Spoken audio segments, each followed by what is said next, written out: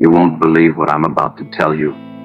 My 89-year-old grandfather lost all his life savings and nearly sold our family house because of a woman. And no, he doesn't have mental problems. He wasn't drinking alcohol or acting drunk. He made this decision completely by himself, despite living with us under the same roof. I know what you're thinking. How is that even possible? But please stay with me, because this story will shock you to your core. And if you're over 40, you need to hear every word of this, because the lessons I'm going to share could save you or someone you love from falling into the same trap my grandfather did. My name is David. I'm 18 years old, and I'm from Houston, Texas. What happened to my grandfather could happen to anyone, so please listen carefully. Let me take you back to where it all began. October 2023. That was the month we buried my grandmother. She was 84 years old, and she had been married to my grandfather for 62 beautiful years. 62 years of love, laughter, struggles, and memory. My grandmother was the light of our family. She was the one who kept everyone together. Every Sunday, she cooked for the whole family. She knew everyone's favorite dish. She remembered every birthday. She was the heart of our home. When she passed away, something in my grandfather broke. And I don't mean that lightly. I mean the man we knew. The strong, proud, independent man who raised 6 children and built a successful life. That man seemed to disappear overnight.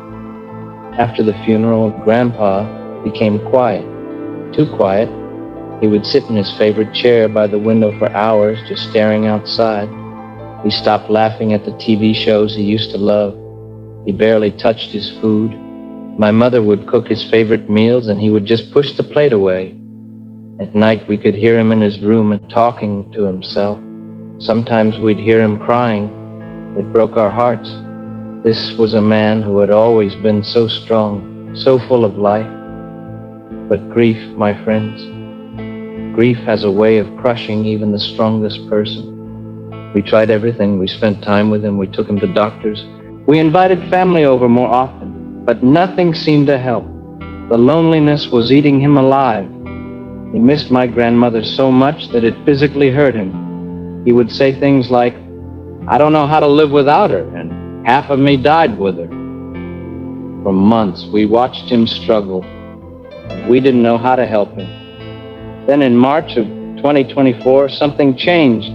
My grandfather started going back to church. We attend Lakewood Community Church here in Houston. It's a large church, and my grandparents had been members there for over 30 years.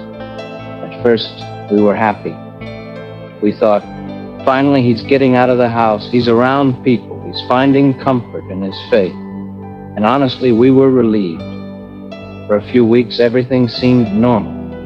Grandpa would come home from church, have lunch with us, and rest. But then we started noticing changes, small things at first. He started dressing better for church. He would spend extra time grooming himself, making sure his shirt was perfectly ironed, his shoes polished.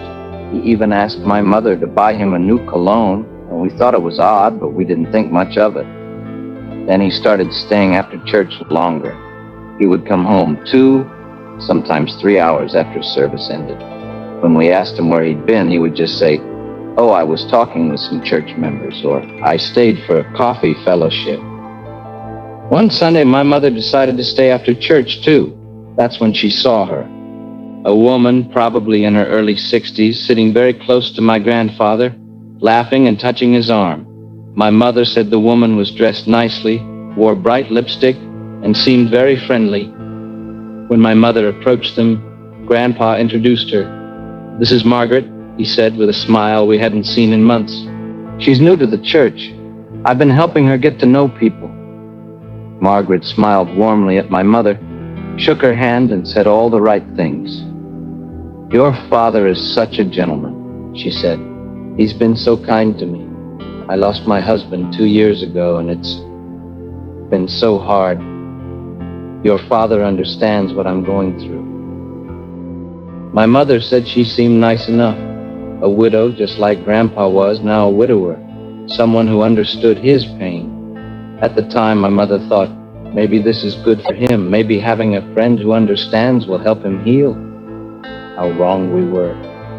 Over the next few weeks, Margaret became a constant presence in my grandfather's life. They would talk on the phone every day, sometimes multiple times a day. She would call him in the morning to say good morning. She'd call him at lunch to ask what he was eating. She'd call him at night to say good night. At first, it seemed sweet. Grandpa was smiling again. He was talking more. He had energy. He even started eating better. We were happy for him. We thought he'd found a friend, someone to help him through his grief. But then the request began small. Margaret mentioned she needed help with her car payment. Just $100, she said. She would pay him back next month when her pension check came in. Grandpa gave her the money without hesitation. Then she called crying one day. She said her mother was in the hospital and needed emergency surgery. The insurance wouldn't cover it all. She needed $2,000. Could he help? My grandfather didn't even think twice. He went to the bank and withdrew the money. A month later, she needed help with her rent. Her landlord was threatening to evict her. She needed $1,500 immediately. Again, Grandpa helped. Then it was her car breaking down. Then her electricity being shut off. Then her phone bill. Then medicine for her chronic illness. Then every week there was a new emergency. Every week a new crisis. And every week my grandfather gave her money. By this time he had given her over $15,000. $15,000 in just a few months. We didn't know any of this was happening. Grandpa kept it all secret. He would go to the bank alone, withdraw cash, and give it to her.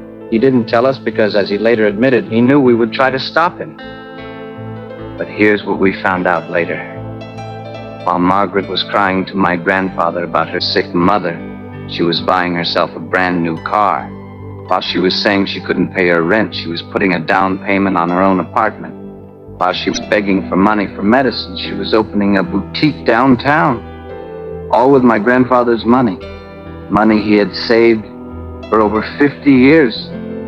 Money he and my grandmother had worked so hard for.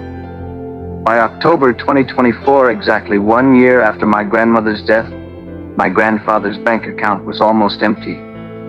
He had given Margaret over $80,000. $80,000. But we still didn't know. Not yet. The truth came out in the most unexpected way.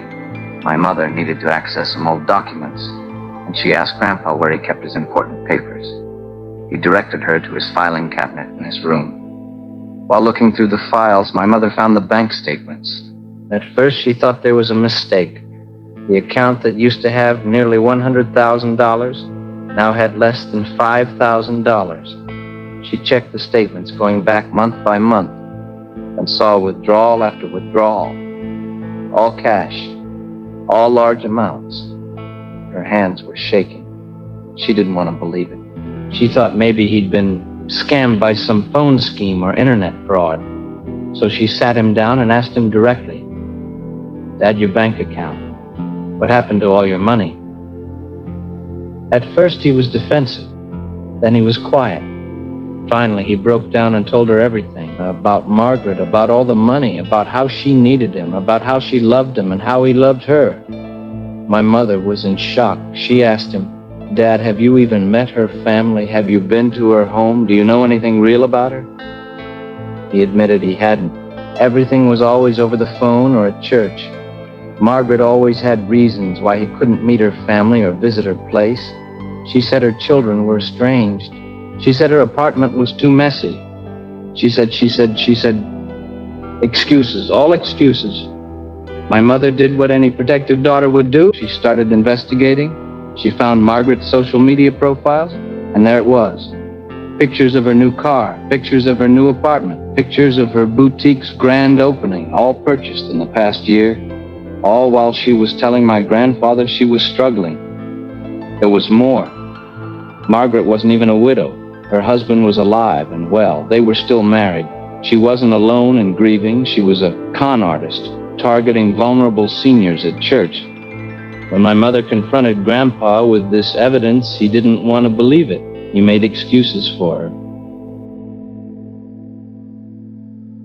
Maybe she was embarrassed about her success, he said. Maybe she didn't want to make me feel bad. Love, or what he thought was love, had blinded him completely.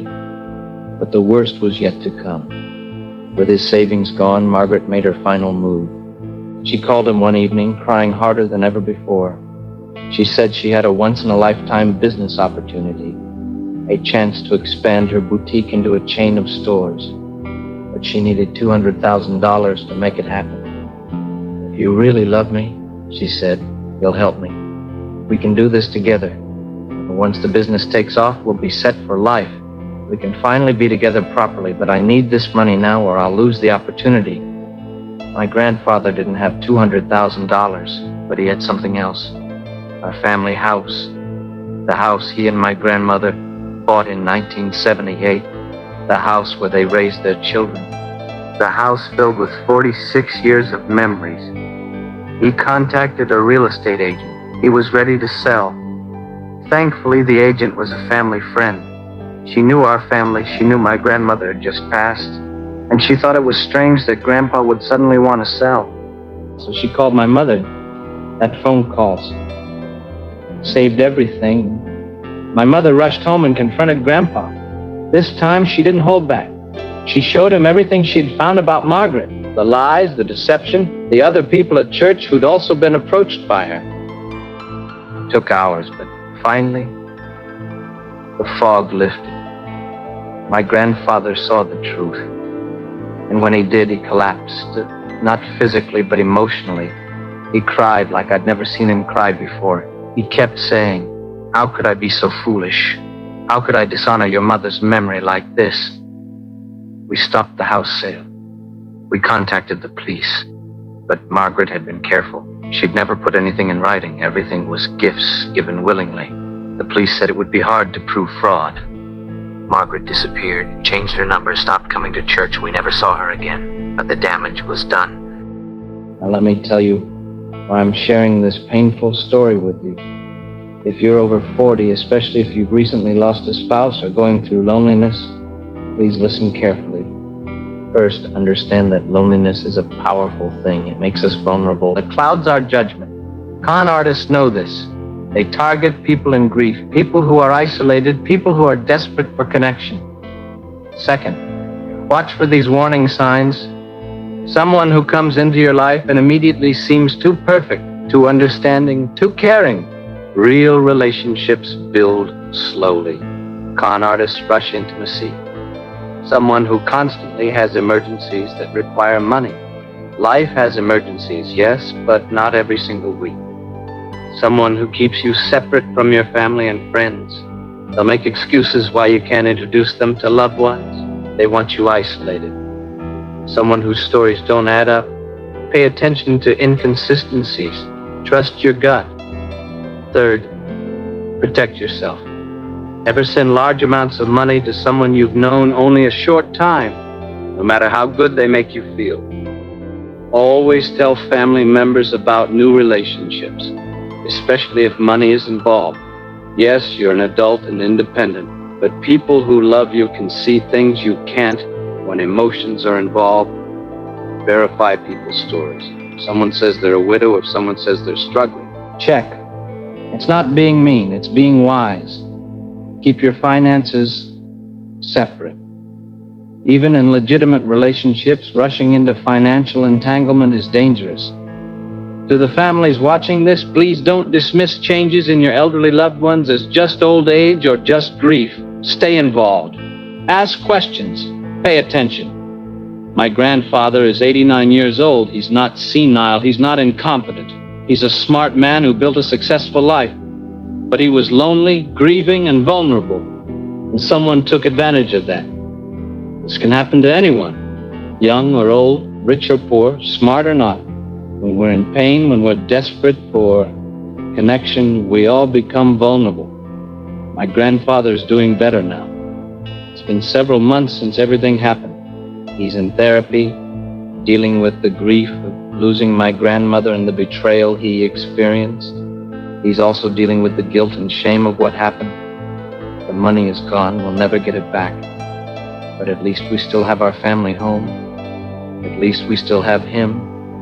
He told me something last week that broke my heart. He said, "David, I wasn't looking for a girlfriend. I wasn't trying to replace your grandmother. I just didn't want to be alone anymore. And she made me feel like someone still cared that I existed." That's what this is really about.